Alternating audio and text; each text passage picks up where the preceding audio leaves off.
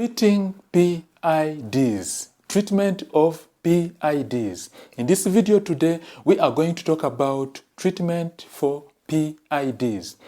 Are you asking yourself what a PID is? Would you like to know what a pelvic inflammatory disease is? How can you treat a pelvic inflammatory disease? What are PIDs?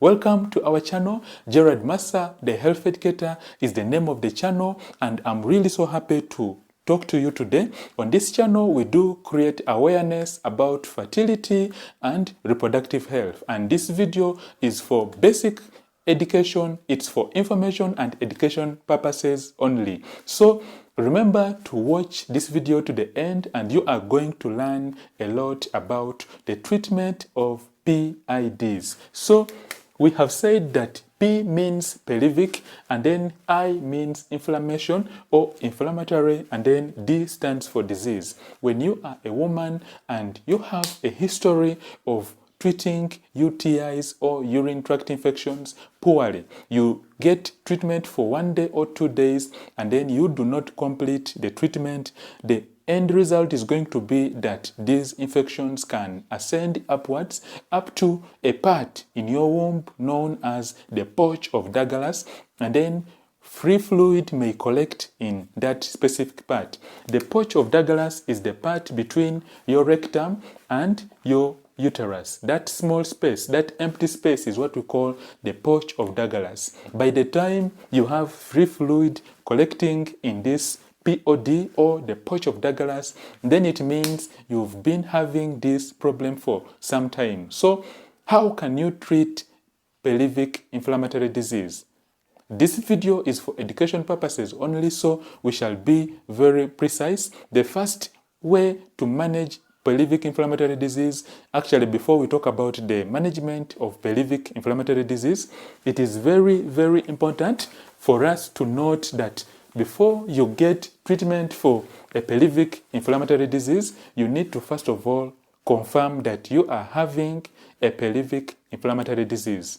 And how do you confirm that you are having a pelvic inflammatory disease? The first way to confirm that you could be having a pelvic inflammatory disease is by doing what we call a pelvic ultrasound scan.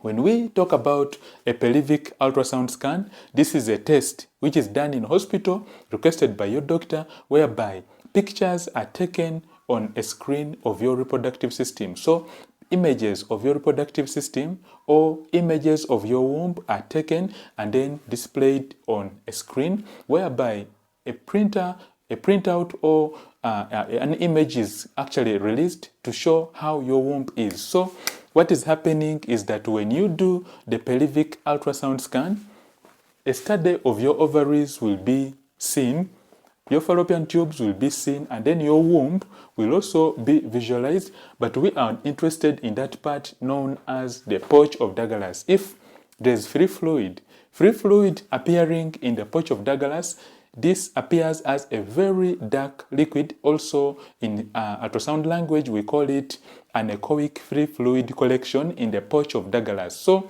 if there's this free fluid, then the next step is going to be that your doctor will likely request for a urine test or a urine sample test to confirm what is happening.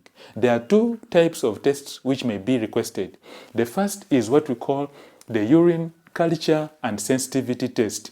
Your doctor will request for a urine culture and sensitivity test. Here, a sample of your urine will be analyzed in the lab, where it will be cultured and then sensitized for growth of bacteria or disease-causing organisms.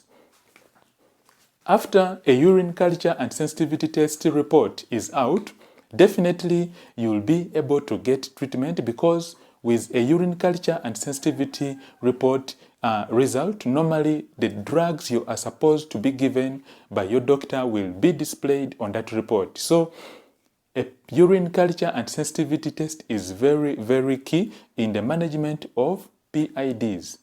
If you are in a country or if you are in a place whereby the urine culture and sensitivity test is not available, then your doctor will likely order for a urine analysis test. Urine analysis test with a urine analysis test. Specifically, a sample of your urine will be taken to the lab, and then specifically it will be analyzed for two major or for two basic requirements. The first is that your urine will be analyzed macroscopically, and then the next is that your urine will be analyzed biochemically. So with a urine analysis test, your urine sample will be analyzed macroscopically. Macroscopically, here specifically, a sample of your urine will be analyzed as it appears physically. Specifically, if at all the urine sample is, let's say, in a container and then it is deep red, then macroscopically on the report your doctor will tell you how to tell if you are fertile. After periods, when is the best day to get pregnant? We are going to answer the question, how can you tell if you are fertile? And even after your periods, when is the best day to get pregnant? We are also going to tell you, we are going to discuss how you can predict the ovulation time. Gerard Massa, the health educator, is the name of the channel. I welcome you. After this short message, we are coming back and we are going to discuss more about how you can tell if you are fertile. Don't leave. After this message, we are coming back. Hello my friend, welcome for today's lesson. This is Gerard Massa, the health educator. I welcome you to our channel. If it's your first time here, remember to subscribe so that you do not miss new videos we release every day. On this channel, Gerard Massa, the health educator, we talk about the ovulation calendar, we talk about the ovulation calculator, and we do also give pregnancy advice. Remember to subscribe so that you do not miss any videos we release. I welcome you, my friend, and watch up to the end because there's lots of information, lots of good tips for you today. Have yourself a good time watching this video. I welcome you, my friend. Thank you. Thank you, my friend, for attending our show today, the Fertility Show with Gerard Massa, the health educator from gerardmassa.thehealtheducator.com. We are answering the question by one of our subscribers. And remember, on this channel, we do answer all your fertility questions, one question per day. So if you would like to have your question answered, remember to leave your question down below in the comments. I will schedule it and I will do a video on it, giving you all the answers. The best answers you can get are found on this channel, Gerard Massa, the health educator. So without further ado, in today's question, one of our subscribers asked that my periods are irregular. I can get my period in like 4 months in a year and I'm just 20 years. What can I do? My periods are irregular. I get my periods in like 4 months in a year and I'm just 20 years. What can I do? So we are going to answer this question. Stay with me. Watch this video up to the end. By the end of this video, you are going to also understand this question. If you have been having a similar question related to what we are answering today, then keep watching this video. And if it's your first time on this channel, we talk about fertility, we talk about the ovulation calendar, we do answer all your questions. Remember to subscribe so that you watch new videos every day we release on this channel, the Fertility Show with Gerard Massa, the health educator. So to answer this question, we shall break it into parts. The first part is this. She said, my periods are irregular. The next part is that I can get my period in like 4 months in a year. So meaning that she actually, first of all, has periods which are irregular, and then to confirm that they are irregular, she gets them like only she gets her periods 4 times, meaning she goes into her menses only 4 times in a year or 4 months in a year. So, and she's 20 years. When we look at this particular question, this is a lady and she's actually 20 years. 20 years, we presume that this is a period when a woman is in her peak, when a woman is at her most fertile time when a woman is able to actually have regular periods. She's able to get pregnant very easily, and even if at all you were to go and talk to your doctor or your gynecologist, your doctor will tell you at least wait a bit, at least observe, be with your partner for a period of 12 months. In other words, try for 12 months, and if things do not work out, then you can actually consider medication or consider assistance from the experts. But in this particular case, our friend has been actually having this condition for some time. She has periods which are irregular, and then she actually gets her periods just only 4 months. So the first answer to this question is this. She said, my periods are irregular and I can get them like in 4 months. Don't leave, we are going to come back and answer this question very well. So we shall first of all look at this diagram. It is a diagram of the reproductive system. This is a smaller view, this is a smaller view, and then this is a magnified view. We are interested in this round shaped structure. This is what we call the ovary. The ovary is where the egg is released. A female egg is released, and then when an egg has been released, fertilization takes place. So the female reproductive system has the ovaries suspended in place with a thin layer of tissue known as the suspensory ligament suspending or holding the ovaries in position. So what happens is that the whole of this round tubular shaped structure is actually what we call the fallopian tube, and what is happening is that when all the changes happen, all the changes take place in this small system here. So when an egg begins growing and then it is released on the 14th day, which is the ovulation day, the egg is going to go and then hang around here, whereby fertilization will take place, and after fertilization has taken place, it will go back and attach onto the endometrium. In today's question, our friend is asking that my periods are irregular. We shall go to this diagram once again.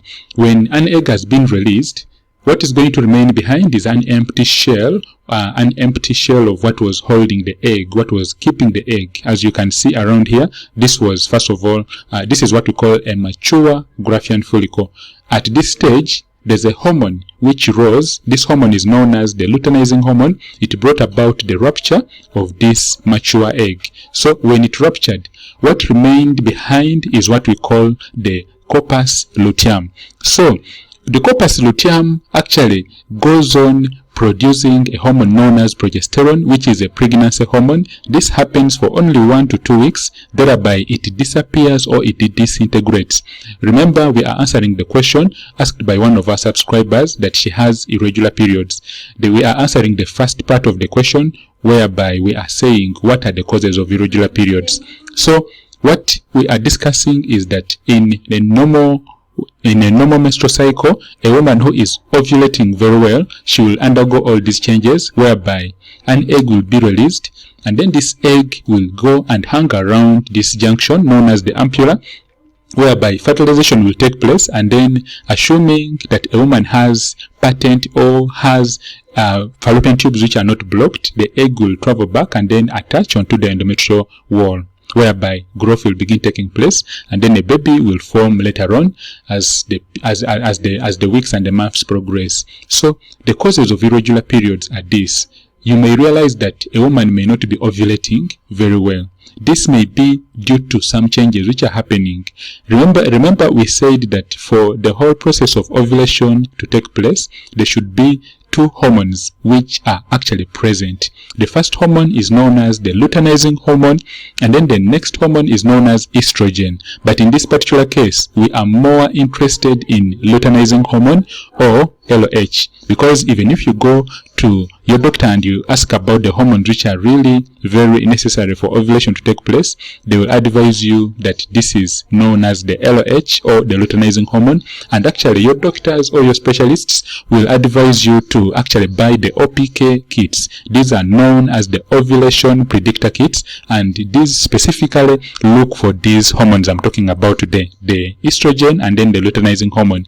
There are some new brands on the market which are actually digitalized and they test for the 2 hormones, but there are also cheaper testing strips, the cheaper testing ovulation predictor kits, which actually look for only LH. But I would advise, if you are a woman trying to conceive actively, a TTC mother, you actually could consider getting the ovulation predictor kits, which look for the two hormones. Gerard Massa, the health educator, is the name of the channel. I'm a fertility expert. I will answer all your questions. If you consult me, you can actually go to our website, Gerard Massa, thehealtheducator.com, and you book your appointment. I will be readily available to answer all your questions. If you have tried, you have done all the tests, you actually are even planning to do IVF, and you are looking at the best solutions on how you can actually qualify and even actually increase your opportunities of IVF working for you, then this channel is for you. This channel is for you. If you are trying to get pregnant, you have moved from doctor to doctor, and yes, no explanation seems to work, no medicine seems to work, I would advise that you actually stay on our channel.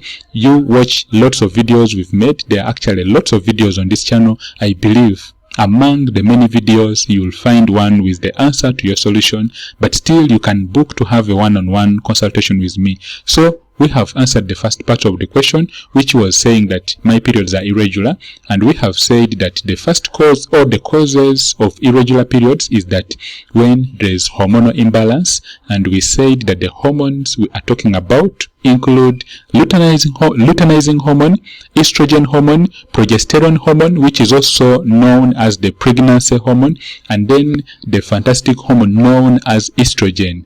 I call it fantastic because it actually is the hormone that is responsible for preparing your womb. It is the hormone actually which, after fertilization has taken place, it runs onto your womb, your uterine womb, and then it prepares it. How does estrogen prepare your womb?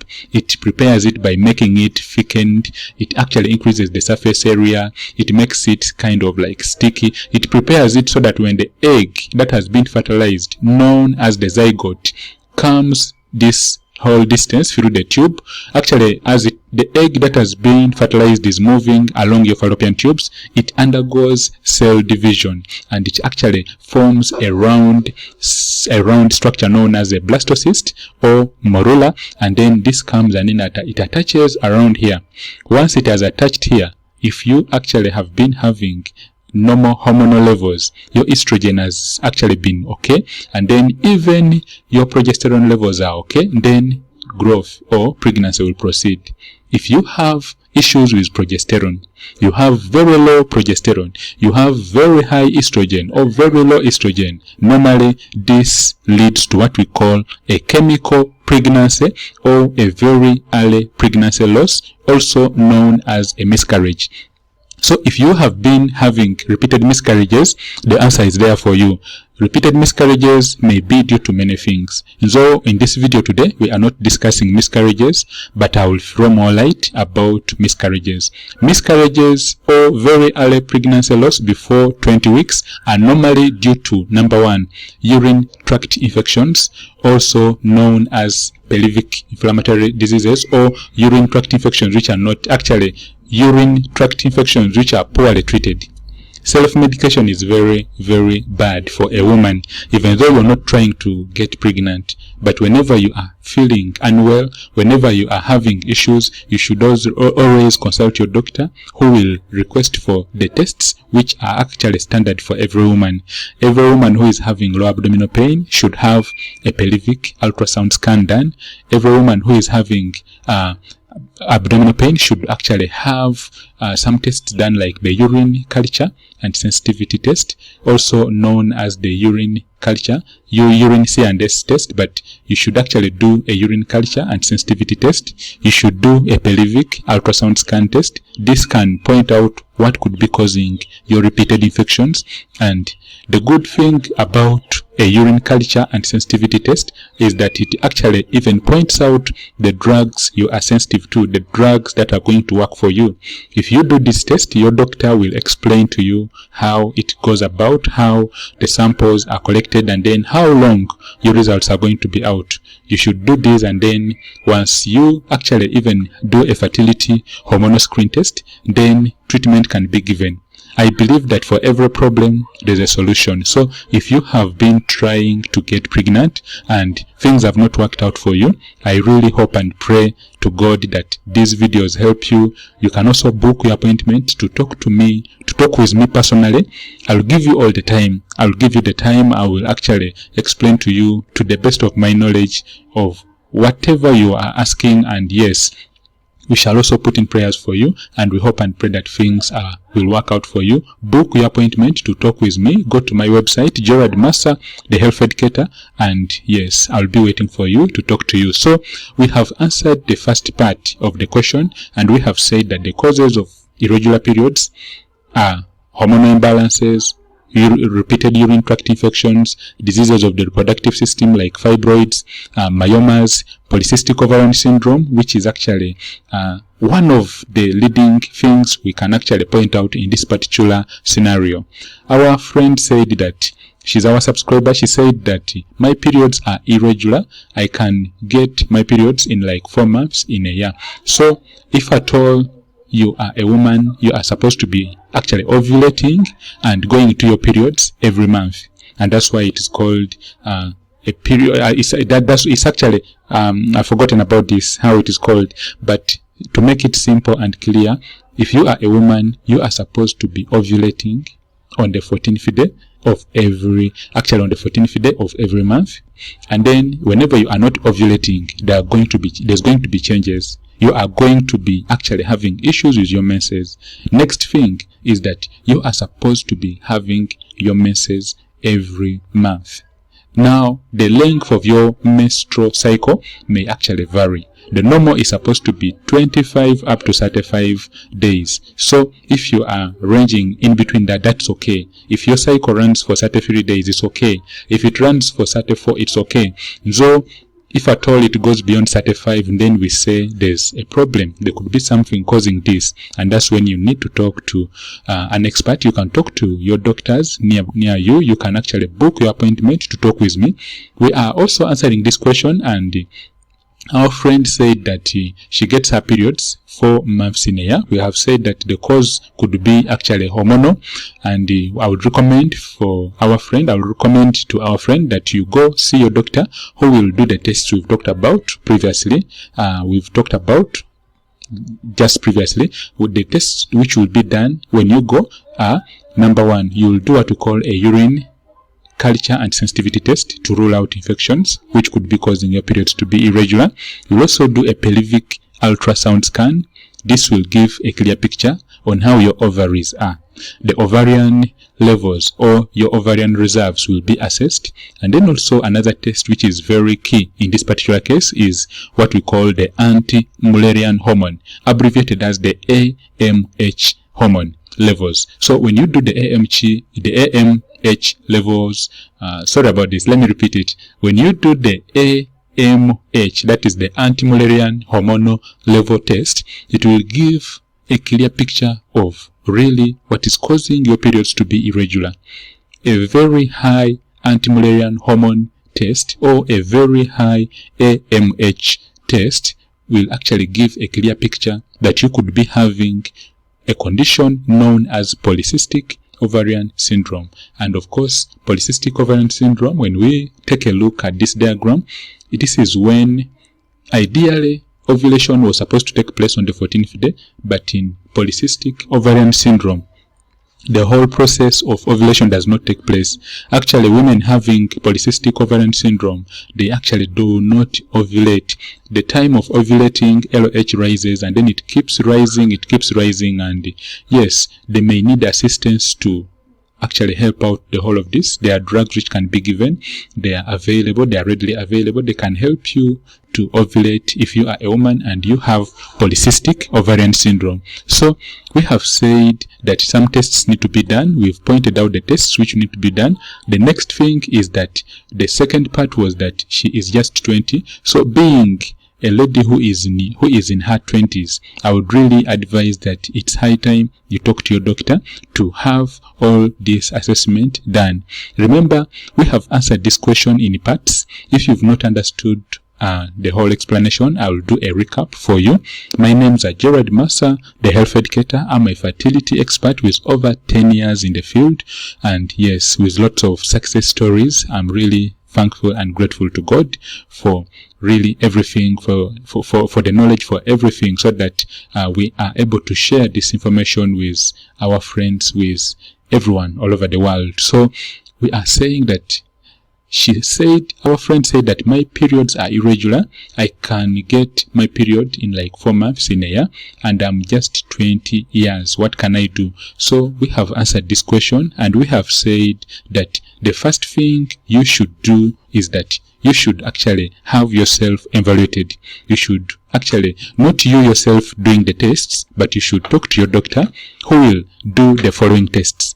If you have a pen and paper, you can actually write them down. The first test is the pelvic ultrasound scan.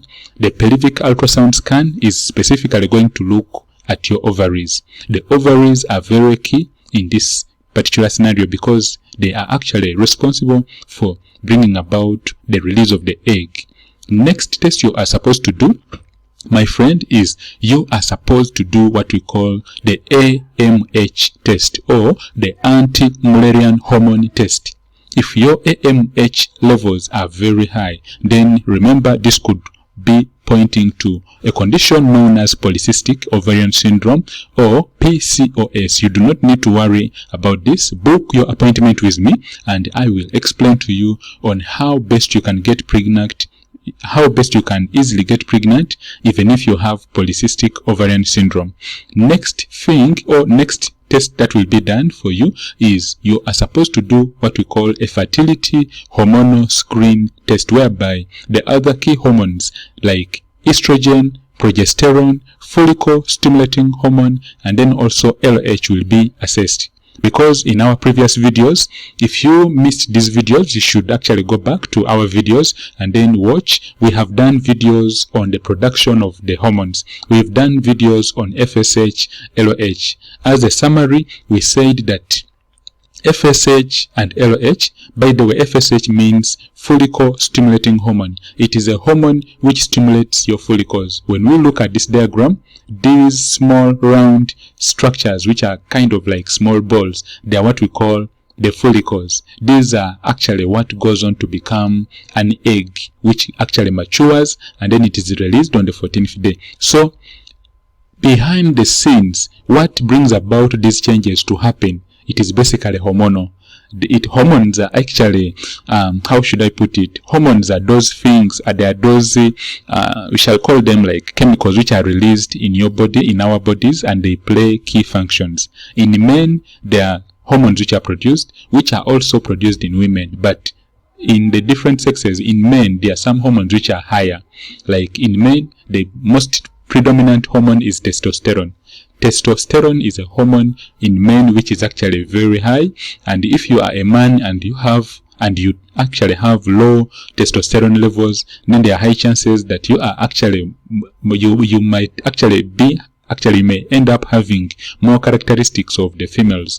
Like your voice may actually change, your voice may be kind of like leadish, and then even on your body you'll actually begin getting changes which are kind of like female, which are kind of like ladylike, and your breasts will enlarge, and I mean all those changes. So still, if you are a man and you are actually having these changes in your body, you should actually talk to your doctor, who will do this test, the test known as the testosterone level test, whereby if it is very high, if it is very low, medications will be given. And the quickest way to boost your levels of testosterone, if you are a man, is that you should actually begin on working out. You should actually go to the gym, do lots of workouts, and then also consider your diet. There are some foods which actually are really so good. I think one of these days I will do a video on how to boost testosterone. But on this channel specifically, we talk about fertility both in men and in women. So if you have any questions, if you have not understood the whole video, if you would like to actually have a one-on-one with me, please remember, just connect with me on my website, gerardmassa, thehealtheducator.com. I'll be very happy to talk to you. So we are proceeding, and we have said that still, if you would like to get pregnant very fast, the first thing is that you should understand your calendar. You should understand your ovulation calendar. Although there are many apps on Google Play and iOS devices, and these apps also actually, they are really so fantastic. They do a great job. I recommend you can actually either use your apps on Google Play. If you do not understand the apps, you can still connect with me. I can give you a one-on-one consultation, but still, just by watching this video, you can get the basic. The basics are this: if you are a woman and you see your menses on the 5th and the 6th and the 7th, okay, let's say if you see your menses around this date, this and then this, then the day you are going to be ovulating as a standard, whether you are from wherever you're from, the standard is that a woman is supposed to be ovulating on the 14th day. So we count and say day 1, 2, 3, 4, 5, 6, 7, 8, 9, 10, 11, 12, 13, 14. So on the 14th day, that is when you are ovulating. So if you are a woman trying to get pregnant, just understand your ovulation calendar and everything will be okay. If you have used the ovulation calendar but still things have not worked out, then you actually may need to talk to the experts. You may book your consultation, and yes, I'll be very happy to talk to you. Just go to gerardmassa.thehealtheducator.com and then we shall talk more. Just understand that one thing is true: you can get pregnant. The most important thing is identify the cause of your infertility. Identify the cause of why you are not getting pregnant. Talk to the experts, and yes, put God first, because we actually can tell you what we learned in school, we can tell you what we were taught, but you should put God first and then follow the advice of the experts. Everything will be okay.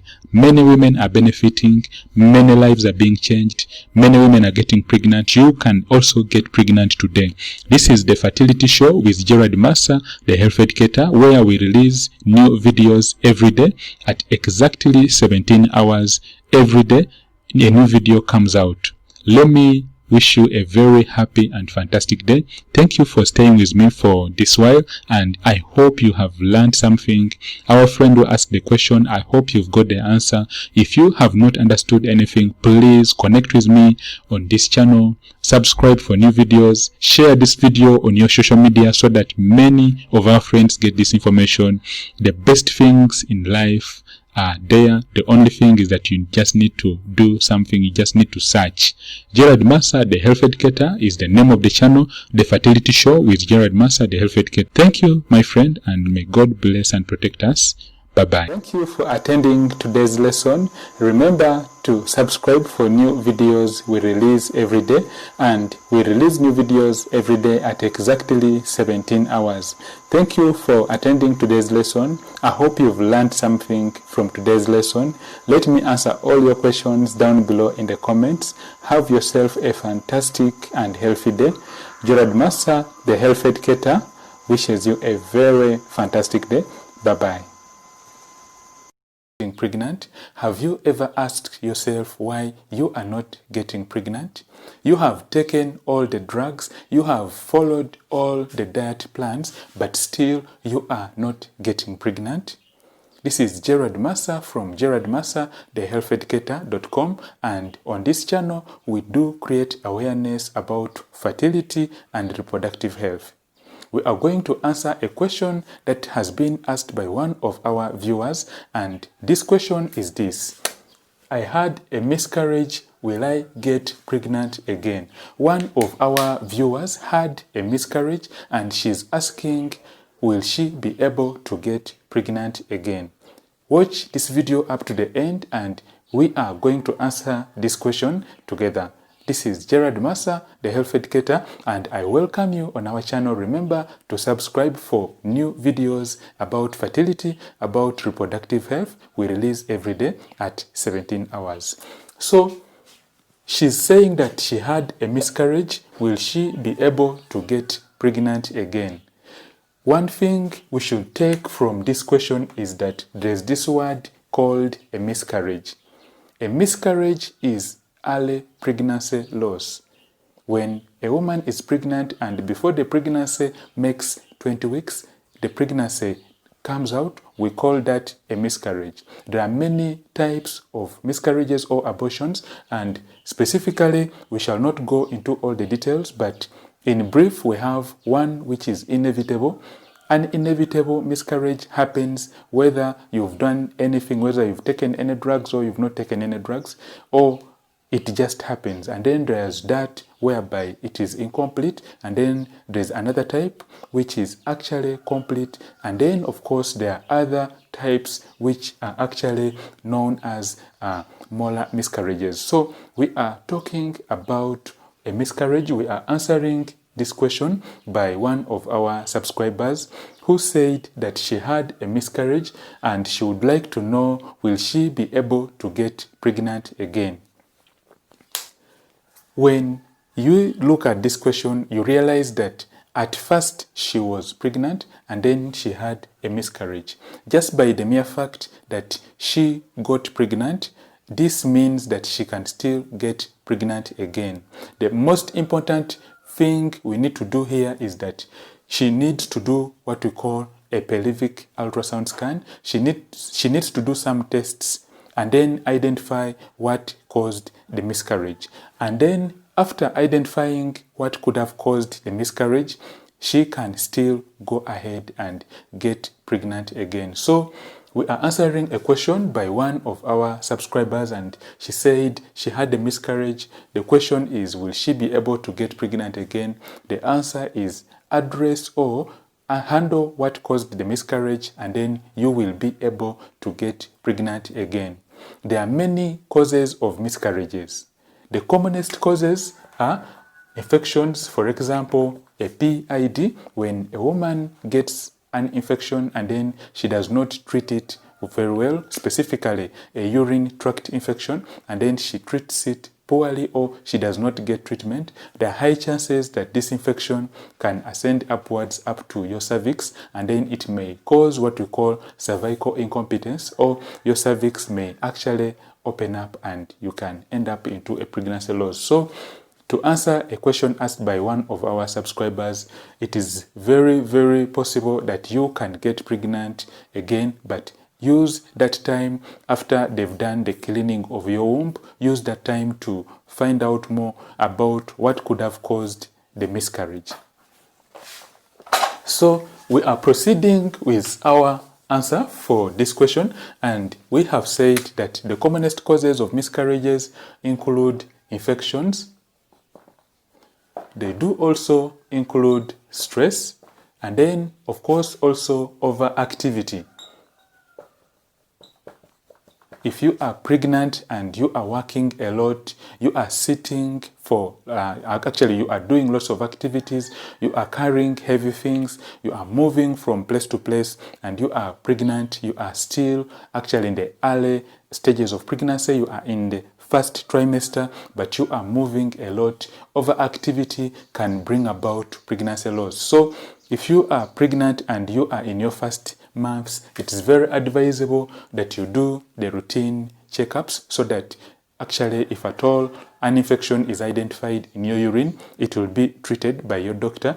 And then also if you are undergoing lots of stress, it is very important to deal with the stress, because one thing that is true is that you cannot run away from your stressors, but you can look for ways of either avoiding the stressor, adjusting to the stressor, or even altering the stressor.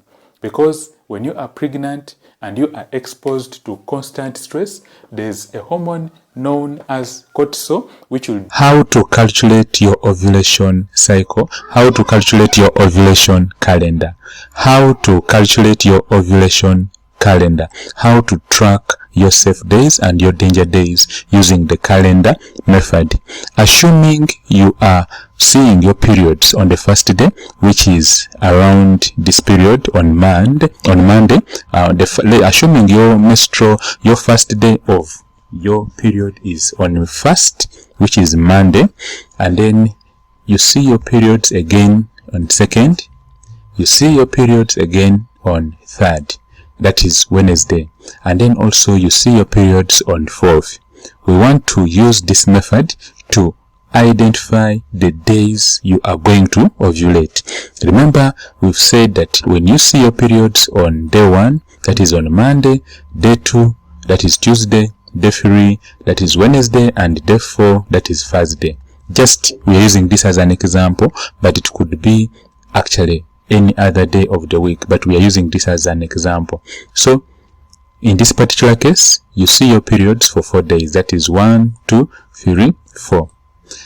You started on 1st, which was Monday, and then you finished on Thursday, which is actually the 4th of Thursday. You want to know your ovulation days, the days you are most likely to get pregnant. We are supposed to do the counting. First of all, we shall understand what an ovulation cycle is. An ovulation cycle, or the ovulation day, the days of ovulation, are those days when a mature Graafian follicle or a mature egg is released, and the chances of getting pregnant are very, very high. So you saw your periods from 1st, 2nd, 3rd, and 4th. What we are supposed to do is to count the days from the first day of seeing the periods to the first day of the next period, assuming your next period is going to be around maybe 26th, 27th, 28th, okay, and maybe 24th when you are getting off your periods. Assuming your next period is from 26th, 27th, 28th, and 29th. If you want to identify the days of ovulation, the days you are most likely to get pregnant, you are supposed to count from the first day when you saw your periods, count 14 days. And on the 14th day, add 3 days in front and add 3 days backwards. We are saying that to calculate your ovulation days, you count the first day when you saw your periods and you count 14 days. On the 14th day, add 3 days, subtract 3 days, and specifically those are the days you are most likely to get pregnant. We shall go and do it practically. Assuming you saw your periods here, this is the first day you saw your periods, that is Monday 1st. So we are going to count and say 1, 2, 3, 4, 5, 6, 7, 8, 9, 10, 11, 12, 13, and 14. So according to this cycle, the 14th day is specifically here, and that is on Sunday. But according to our method, we said that when the egg has been released, or when ovulation is taking place at this 14th day is the peak period when you are most likely to get pregnant. We add 3 days in front. We say 1, 2, 3. Come back on the 14th day, and we also add 3 days backwards and say 1, 2, 3. So the days you are most likely to get pregnant, or the days of ovulation, are from 11th, 12th, 13th, 14th, 15th, 16th, and 17th. Specifically 3 plus 3 you get 6, plus the 14th day, which is 1, you get 7. So it's always that week. It's always 1 week. To get this, we shall go backwards. We shall repeat this again for our friends who have not picked it. We said that to understand the days you are most likely to get pregnant, we start from the first day when you saw your periods. Assuming you saw your periods around here, the first day of seeing your periods, count from the first day when you saw your periods, count 14 days and say 1, 2, 3, 4, 5, 6, 7, 8, 9, 10, 11, 12, 13, 14. And we've said that the 14th day is the day you are ovulating, but this process goes on for the next 3 days, and it also starts the first 3 days before you saw your 14th day. So you add 3 days in front, add 3 days backwards, and specifically from this period up to this period, those are your unsafe days or your days of ovulation. If you do not get pregnant in around here, then the egg goes into what we call a corpus. It becomes what we call a corpus luteum or a corpus luteal phase. The next 2 weeks are basically the egg which was supposed to become fertilized. The egg which was supposed to be fertilized, if it is not fertilized, the remaining follicle becomes what we call a corpus luteum. We shall talk about that in our next video, but in today's lecture, as I'm summarizing, we have been talking about how to calculate your ovulation cycle, how to calculate your ovulation days, how to track your safe days and your danger days using the calendar method. And we've said that simply to understand your menstrual cycle, you have to count from the first day when you saw your periods to the next day when you will see the next period. Thanks a lot for staying with me. Gerard Massa, the Health Educator, is the name of the channel. Have yourself a fantastic and healthy day. Remember to subscribe for new videos every day about women health. Bye bye. Hello, welcome to our channel. I'm Gerard Massa, the Health Educator. On this channel, we talk about pregnancy related questions. We answer all your on your uterine wall, on your uterine lining. We call this implantation, and then growth takes place, becoming a baby. So to answer the question, can you get pregnant on the first day of your period, we shall first of all take this as an example. If you see your periods on any particular date, for example, if you see your periods on 9 being your first day, we know that you have to count 14 days, and on the 14th day, that is when you are most likely to get pregnant. So to answer the question, can you get pregnant on the first day of your period? It's not really possible for you to get pregnant on the first day of your period. The main reason is that on the 14th day, that is when you are ovulating. That is when the chances of getting pregnant are very high. So on the first day, your periods are coming out, but it is really not possible to get pregnant on the first day, because the first week, the first day followed by the second day, the third day and the fourth day, if you spend 4 days in your periods, normally there's shedding of blood, there's basically menstruation happening. So it's not possible for you to be pregnant, because that is not the period, that is not the time when you are ovulating. The only time you can get pregnant is when you are ovulating, and normally that is on the 14th day. And specifically, during the process of ovulation, there is a release of several hormones, but we shall talk about 2 main hormones here. The first hormone is what we call estrogen, and then the next hormone is progesterone.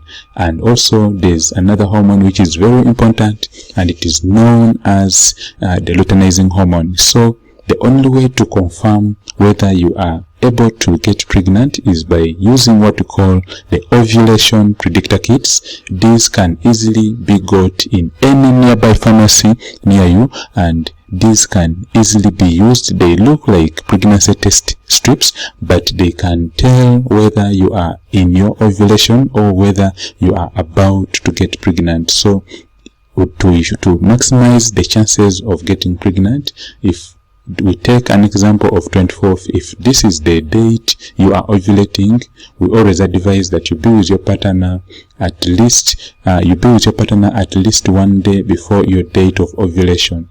The main reason is that the hormone known as the luteinizing hormone is actually very high when you are about to go into ovulation date. If you are about to enter your date of ovulation, then normally we advise that you be with your partner. So the only time you can get pregnant is during ovulation, 3 days before, 3 days after. That period you can easily get pregnant.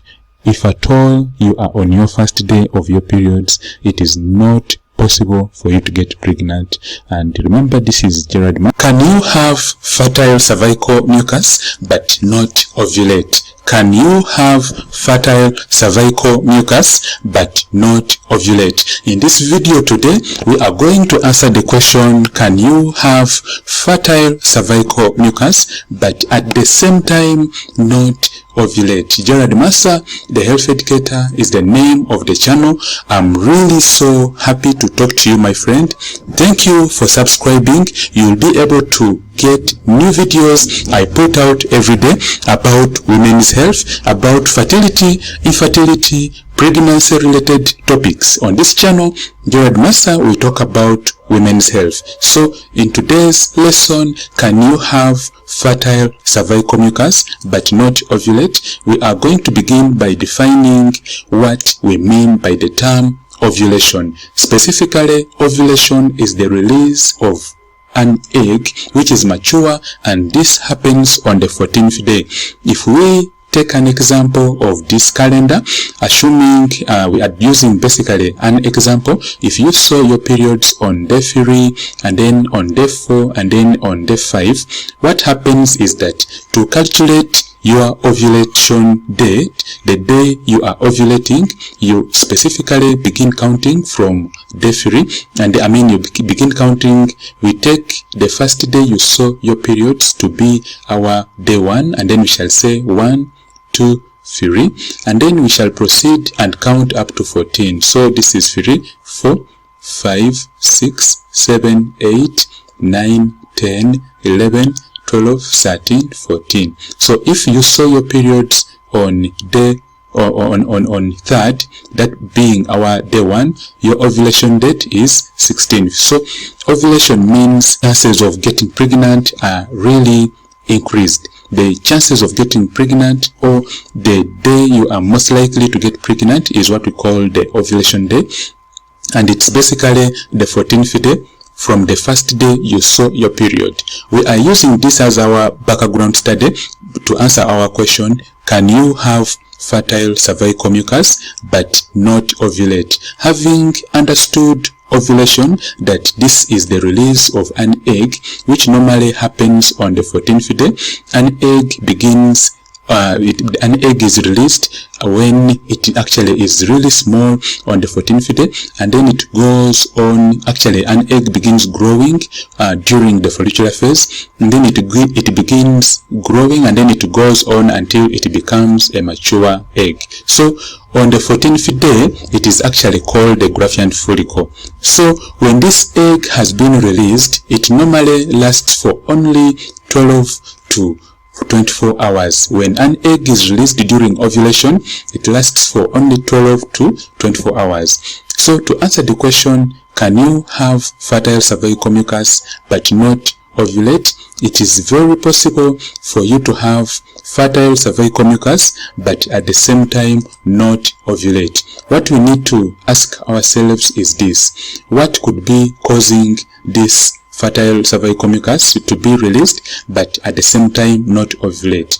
There are many causes for this, but we shall explain the most important causes of you seeing your fertile cervical mucus, which is actually the color of watery raw egg white. So when you begin seeing a discharge which is watery and then it is having raw egg white, normally that is a sign that you are actually ovulating or you are about to ovulate. But there are some women who will see the same discharge, have fertile cervical mucus, but at the same time not ovulate. Remember, we said that the whole process of ovulation is controlled by two hormones. These are the follicle stimulating hormone and then the luteinizing hormone. So if at all these hormones are not being produced in sufficient quantities, there's going to be, your body will begin making the changes, your body will begin making the changes of ovulation, but the whole process of ovulation will not happen. It will not happen. So you actually will be able to get a rise in the temperature. You will actually also have that cervical fluid which will increase, but ovulation may not take place. This is also known as anovulation, failure of ovulation to happen. Normally it is due to the body having issues. For example, if a woman has a disease of the ovaries known as polycystic ovarian syndrome, abbreviated as PCOS, it actually can make you to feel as if you are ovulating, you will get the signs of ovulation. The discharge, the watery discharge will come out, but ovulation may not happen. As a result, getting pregnant becomes difficult. So if you have tried to get pregnant, you calculate your days very well, you ovulate, but at the same time you do not get pregnant, it is high time you may actually need to go and talk to your doctor or your reproductive endocrinologist or fertility expert, who will request some tests to be done on you. And the commonest tests that are done include the pregnancy or the pelvic ultrasound scan, and then also the fertility hormonal screen test, whereby hormones are checked to really assess their levels in your body.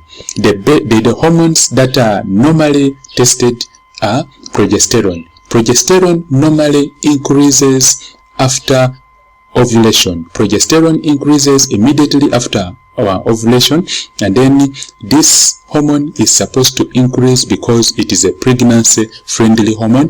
Progesterone rises because it is preparing the body, it is preparing your womb for the fertilization or the fertilized egg that happened, the fertilized egg that is coming in from the fallopian tubes. So if you see your fertile cervical mucus, we know that you are ovulating. But if we go ahead and then test for progesterone, and then the levels of progesterone are very low, and yet we know that progesterone is supposed to be high, indicating that ovulation has happened, the next step is pregnancy. So if we test for your ovulation, we test for your progesterone levels, and immediately after you've ovulated and the levels are low, then it means you could be having a problem, whereby treatment can be given. The other hormone that is tested is the follicle-stimulating hormone. Sorry about that. The other hormone that is tested is the luteinizing hormone and the estrogen hormone. These are also very important in determining ovulation because they tend to rise when you are about to go into ovulation.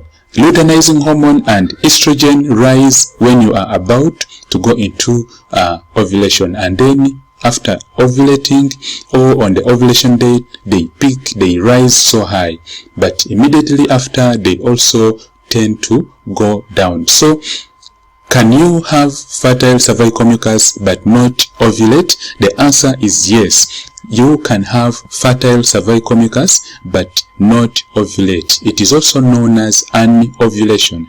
The best advice is your doctor will order or will request a pelvic ultrasound scan, and then also your doctor will request fertility hormonal screen tests or a test of your hormones to determine the cause. The good news is that if at all you go and get these tests done, if you do the pelvic ultrasound I'm talking about here include the HCG or the human chorionic gonadotropin hormone, and then the estrogen hormone, and then also progesterone, and lastly prolactin. These four hormones, when they are actually increasing in size due to a woman getting pregnant, when these hormones increase in their levels, I'm sorry about that, they increase in their levels, normally they tend to bring about the changes which basically include the tender or painful breasts, and then also swollen breasts. So our first early warning sign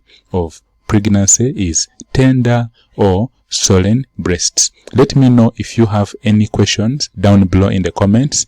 Ask your questions and I will answer them right away. I'm called Gerard Massa, the health educator. That's the name of the channel, and we shall move on to our next sign of pregnancy. Our next sign of pregnancy is itchy nipples in early pregnancy. When a woman gets pregnant, the increasing size of the breasts brings about increase in the elasticity of the tissue, or the skin that is around the nipples tends to enlarge, and it tends actually to increase in size. So increase in this skin normally brings about itching. That kind of like increase in the size of the nipples specifically is the main reason why the nipples begin itching. So when the nipples begin itching, just know that due to their increasing size, the increase in the elasticity of the skin is the main thing that brings about the itchy nipples. So pregnancy sign number 2 is itchy nipples. Our first point was tender or swollen breasts. We shall move on to our next early pregnancy sign. Spotting or implantation bleeding. Spotting or implantation bleeding specifically occurs when a woman gets pregnant. The fertilized egg travels through the whole journey of the fallopian tube. Remember, fertilization takes place specifically, most commonly, in a part called the ampulla, that is kind of a junction of that fallopian tube. So when this fertilized egg travels the whole journey up to the uterine lining, also known as the endometrial lining, and it attaches itself on that wall, what happens is that there's what we call burrowing or digging. Imagine like you're digging into the soil. So when this fertilized egg is digging onto the uterine lining, there's rupture of blood vessels, also known as lacuna. So the rupture normally, or the burrowing of this fertilized egg, the attachment of this fertilized egg onto the uterine lining brings about release of some small drops of blood, also known as spotting. So this can also mean these signs we are talking about could also mean something else, but specifically today we are covering pregnancy.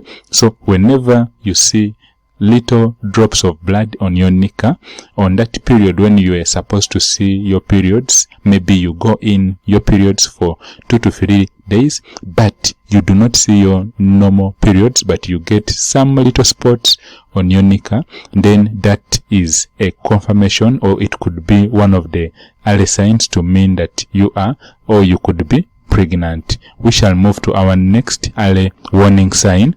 High basal body temperature. High basal body temperature specifically means your body temperature will increase when you are pregnant. Remember, the basal body temperature or your normal body temperature tends to rise. It tends to increase around day 14 of your cycle, meaning that is when you are most likely to get pregnant. On day 14, you count 3 days in front, 3 days back from your last normal menstruation date, that is specifically your ovulation period. So on day 14, the body temperature increases, but when you do not get pregnant on day 14 and you are nearing your periods, the temperature will go back to normal.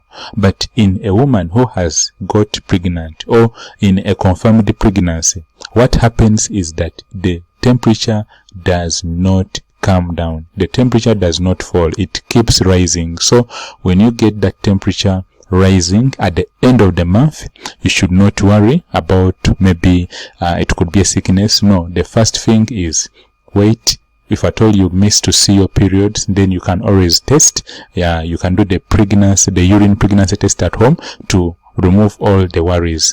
We shall move on to our next early pregnancy sign. Tiredness or feeling weak, feeling tired all the time. So our next early pregnancy sign is the feeling of tiredness. You feel weak all the time. Remember, this could also be a sign of your premenstrual periods, or it could be a premenstrual symptom like we talked about in our previous video.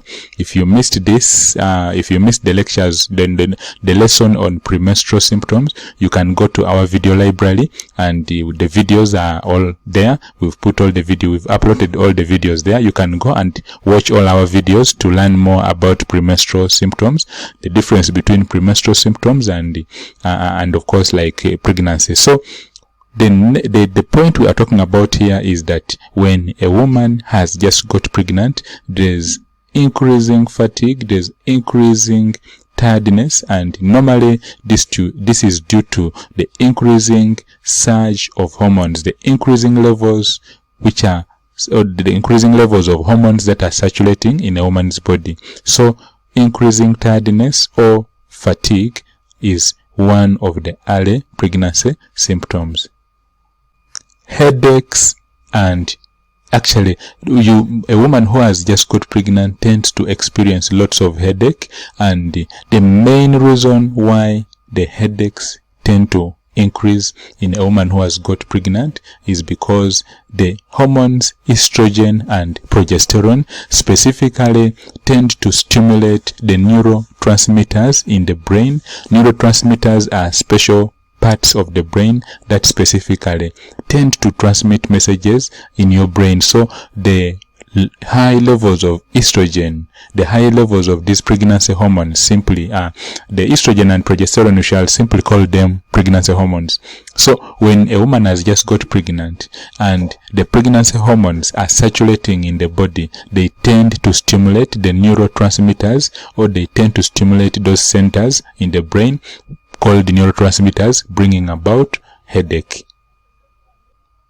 Early pregnancy symptom, we are also talking about nausea. Nausea is one of the biggest early pregnancy symptom. The main reason why nausea is being talked about here is because when a woman gets pregnant, the hormones specifically known as the HCG hormone, the estrogen, progesterone, and luteinizing hormone tend to undergo lots of changes. The most important hormone we are looking at here is progesterone. It tends to be produced in high quantities.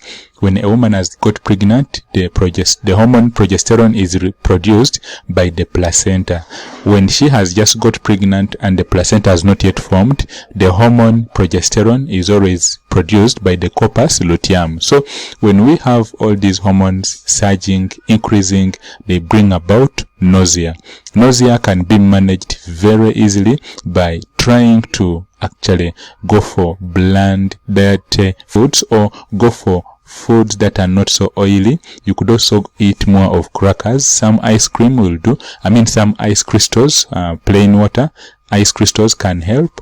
And then also you could get some little ginger, put in hot water and take some. It can also help with the nausea. So pregnancy symptom we've talked about here is nausea in pregnancy.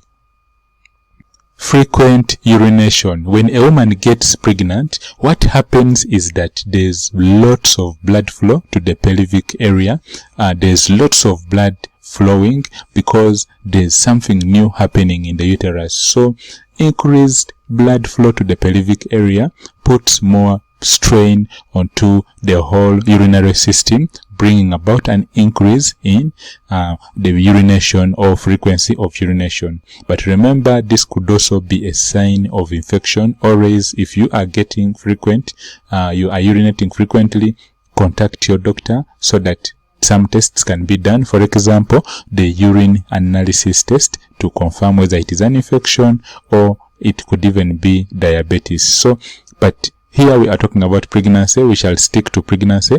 When a woman experiences lots of frequent urination, then this could be a pregnancy symptom. The other reason of a woman experiencing frequent urination is that when the uterus is gravid, or when the baby is beginning to form in the uterus and growing, you'll discover that the increase in the size of the womb puts pressure, or it actually presses onto the urinary bladder, and you discover that some little water taken, or when you consume some little water, when you drink some little water, what happens is that the urinary bladder, since it is being compressed on by the increasing size of your womb, there will be lots of urination. Backache. A woman who has just got pregnant normally experiences backache. The main reason is that the hormones we talked about in the beginning, that is estrogen and progesterone, tend to cause the ligaments to actually kind of like be very painful, and it's more of like a change in your body that normally cannot be. This is a normal thing that happens. So backache can also be due to specifically the increasing size of the womb putting strain on your spinal cord or putting strain on your backbones. So you do not need to worry if you are experiencing backache. Just know that this could be pregnancy. You can always go have the pregnancy test done, but you could also talk to your doctor if the pregnancy test is negative and you are still experiencing the backache. It could be due to overworking, overstanding, or even carrying heavy things. We shall move to our next early pregnancy. Food cravings. When a woman begins craving for particular types of foods, for example, ice cream, and also maybe pickles or any particular type of food cravings, this could actually mean that you are pregnant. Always it's recommended that when you begin craving for certain rare types of foods, then it's very important that you confirm by having the urine pregnancy test being done. Thank you, and we shall move to our next. Food aversions. When a woman begins getting food aversions, a heightened sense of smell, an increased sense of smell to particular types of foods, then we can actually begin thinking of pregnancy. The most important thing we can do is the urine pregnancy test to remove any worries. Mood swings. Mood swings specifically are due to the hormones estrogen, progesterone, luteinizing hormone. When these hormones are increasing in their levels after pregnancy has taken place, or after fertilization and implantation has taken place, these hormones normally change to bring about this mood. They tend to bring about these mood swings, but remember, as the pregnancy progresses, these mood swings can also reduce. So when you begin getting mood swings, previously you were a happy woman, but now you get turned off very easily, you get annoyed very easily, then consider having a urine pregnancy test or have a pregnancy test done to confirm if this could be a pregnancy sign. Cramps. Cramps are really so common, but one thing that happens is that with cramps, normally when a woman has just got pregnant, when she has been confirmed that she is pregnant, the increasing size of the uterus, the uterine muscles or the muscles of your womb in preparation of receiving this fertilized egg, or the fertilized egg growing after attaching itself on the uterine womb or on your womb, normally the changes that are happening tend to bring about the crampy, or they tend to bring about the cramp pains. So it's very important when you are getting those cramps to go have the urine pregnancy test. Remember, it could be a pregnancy, or the cramps could be a sign of something else, like maybe premenstrual. It could be a premenstrual symptom, or a sign that you could be going into your periods, and maybe you may not be pregnant, but cramps are among the first early pregnancy signs. Acne or skin breakouts. Increase in a woman's hormones, pregnancy hormones after getting pregnant, tends to bring about acne and skin breakouts. Specifically, this is purely hormonal and you do not need to worry about it. If the skin breakouts are happening around your areola or around your face, consider using some safe moisturizers depending on where you live. You can always talk to your pharmacist, or you can talk to your doctor, who will recommend moisturizers that are not dangerous or that will not bleach you. So talk to your doctor or your fertility expert to advise you on which moisturizers are the best to prevent the skin breakouts. But acne or skin breakouts are among the early signs of pregnancy. A missed period. Now, this is among the best and among the most recommended early pregnancy sign. When you are supposed to see your periods, like maybe today, but you miss seeing your periods and you go on, you take 1 week, you take 2 weeks, this is the best time to do the urine pregnancy test. Please do not rush to do the urine pregnancy test simply after you've missed your period. You may get a test that may confuse you. So a missed period is the most significant sign of early pregnancy, and remember to have the pregnancy test done 2 weeks after you've missed your periods. The main reason is that the hormone the pregnancy hormone, known as the HCG hormone, is always highest 1 week or 2 weeks after getting pregnant. Thanks a lot for passing by, for watching and learning from today's lesson. We were talking about early pregnancy signs, and this is a summary of the signs of early pregnancy. The first is tender or swollen breasts. Next, itchy nipples in early pregnancy, spotting or implantation bleeding, high basal body temperature, a feeling of tiredness or fatigue, headaches, you may get frequent headaches, nausea, feel like vomiting all the time, frequent urination, backache, the back pains a lot, food cravings, you crave for particular types of foods, food aversions, specifically this is like a heightened sense of smell to particular foods, mood swings. Mood swings specifically we are talking about you may feel low, you may feel high, you are happy today, tomorrow you're not happy, so that could be a sign of, it could be an early sign of pregnancy, and it's due to hormones. Cramps or pains, abdominal pains. Remember we talked about cramps, we said it is due to the increasing size of your womb. Acne or skin breakouts is also purely hormonal, and we've recommended that you could talk to your gynecologist or your doctor who will recommend some lotions. And lastly, we've talked about a missed period.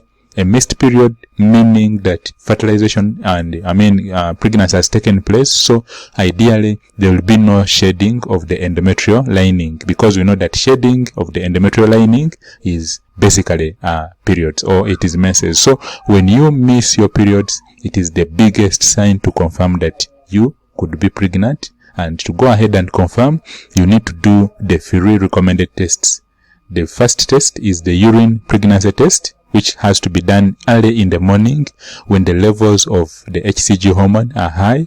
You could also do the blood pregnancy test, which looks for the HCG or the pregnancy hormone in your blood.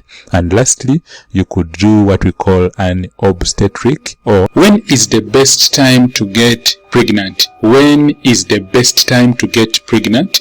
Ovulation date. In this video today, we are going to talk about the best time to get pregnant. If you are a woman out there and you are looking at getting pregnant faster, then this video is for you. You are going to learn about the ovulation date, and by the end of this video, you will know when the best time is to get pregnant. Gerard Massa, the health educator, is the name of the channel, and we are going to talk about when is the best time to get pregnant. So the first thing we need to point out is that to get pregnant faster, you need to understand your ovulation calendar. You need to understand your ovulation date. We are talking about when is the best time to get pregnant. After this short message, please don't leave. Keep watching. We are going to talk about when is the best time to get pregnant.